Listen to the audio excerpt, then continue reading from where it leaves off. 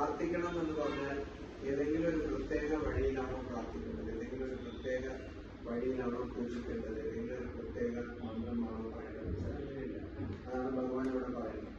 ഒരു കൈക്കുഞ്ഞ് കരയുമ്പോൾ അമ്മ, അത് വേറെ സ്ത്രീക്ക് മനസ്സിലാവില്ല. ആ കൈക്കുഞ്ഞ് കരയുമ്പോൾ അമ്മയ്ക്ക് മാത്രം മനസ്സിലാവും വേദന കൊണ്ടാണോ കരയുന്നത്, വിശപ്പ് കൊണ്ടാണോ കരയുന്നത്, ദാഹിച്ചിട്ടാണോ കരയുന്നത്.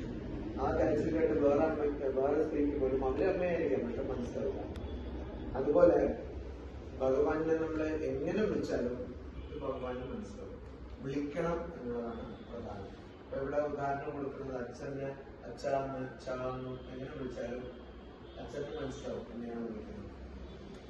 അത് നമ്മുടെ വേദത്തിൽ പറയുന്ന മന്ത്രം ഏകം സത് വിപ്രാഹ ബഹുധാ വദന്തി.